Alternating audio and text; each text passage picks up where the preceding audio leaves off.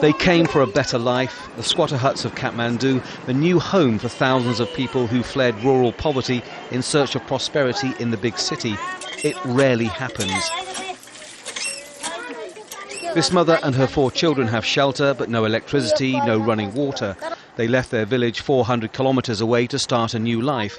Her husband has a labouring job which brings in a few dollars a week. Their dream, though, has become a daily grind to survive.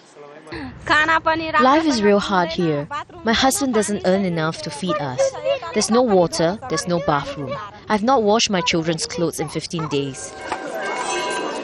7 months after the Maoist-led government came to power promising sweeping social changes, life for the Nepalese has changed little. There is frustration with the Maoist party for not having delivered. You know, not just the cadre, but the ordinary people across the country are looking at the Maoists in Kathmandu, these former revolutionaries, and saying, okay, we voted you to power, now where is it? Where are the roads, where are the jobs, where are the schools, where are the hospitals? And it's not happening. People have to walk up to 3 kilometres to fetch water. The capital is hit by power cuts of up to 16 hours a day, and inflation is soaring. A little difficult to comprehend when the new government is promising to turn Nepal into another Switzerland. What we have in our plan is in 4 decades' time, we promise the Nepali people that their lifestyle will be comparable to those from any developed countries in the world. It's a big promise from the Maoist Prime Minister Prachanda, who took power after a 10-year guerrilla campaign which saw the abolition of the monarchy. But there are more pressing concerns. This is the first army day since the Maoist-led government came to power, and it comes at a time of tension between the military and its former enemy, the People's Liberation Army, which is supposed to be integrated into the armed forces. A complete peace here in Nepal hinges on that integration.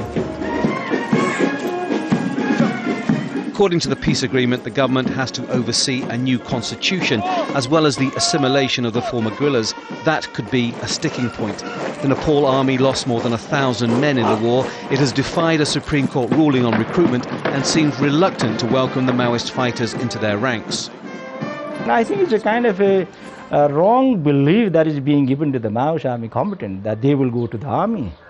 But the deal is that they could be possibly integrated into the security forces provided they meet the standard norms. Nobody has talked about the norms, and norms could be defined in different ways.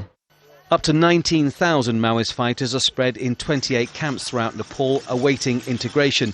To them, the norms are obvious. Their weapons are kept in UN-supervised containers, but they are suspicious of the army's motives.